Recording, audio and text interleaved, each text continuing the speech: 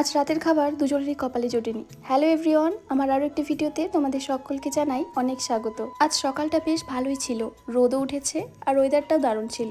সকাল সকাল স্নান সেরে নিয়েছি, তারপর সব কাজবাজগুলো সেরে নিয়ে ভাবলাম সকাল সকালই রান্নাবান্নাও সেরে ফেলবো, কারণ এখন ওপরে ভালোই গরম লাগে। আর এই ফুলটা দেখো কি সুন্দর ফুটে আছে, কালারটাও দারুণ লাগছে। তোমরা আমার ছাদ বাগানের ফুলগুলো দেখতে বেশ ভালোবাসো, তাই কিন্তু আমি তোমাদের সাথে শেয়ার করি। আর আজকে রান্না করব কি সেটাই ভাবছিলাম। সবজি বলতে তেমন কিছুই ঘরে নেই, কারণ এই কদিন তো বাজারঘাট করাই হয়নি, আর ছিলাম যেহেতু বাপের বাড়িতে, আসার পরে একদমই বাজার যেতে পারিনি। তাই ভাবলাম কিছু একটা রান্না করে নিই এই বেলায়, পরের বেলা না হয় দেখা যাবে। আর আজকের ওয়েদারটা দেখতেই পাচ্ছ, চারিপাশটা দারুণ লাগছে। তোমরাও কিন্তু আমার রান্নাঘরের চারিপাশের পরিবেশটা খুব ভালোবাসো, আর আমারও ভালো লাগে তোমাদের সাথে শেয়ার করতে।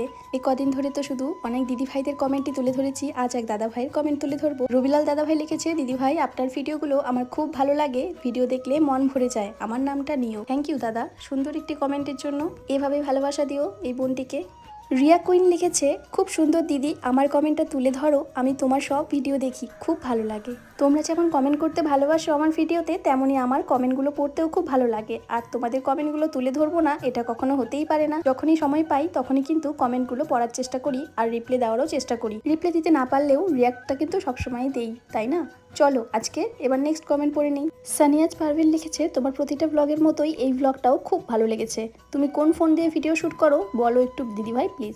আমার আইফোন 17, আর ওটা দিয়ে আমি ভিডিও শ্যুট করি সব। অনেকে জানতে চাও আমি কোন অ্যাপ দিয়ে এডিট করি, আমি কিন্তু ইনশর্ট দিয়েই সব এডিটগুলো করি। আজকে ওই যে বললাম রান্নার একদমই চাপ ছিল না, তাই উপরে গিয়ে রান্নাবান্না হালকা পাতলা করে চলে এসেছি নিচে। কাপড়গুলো শুকিয়ে গেছে, যেহেতু সকালবেলায় ধুয়ে দিয়েছিলাম, তাই কাপড়গুলো গুছিয়ে নিলাম।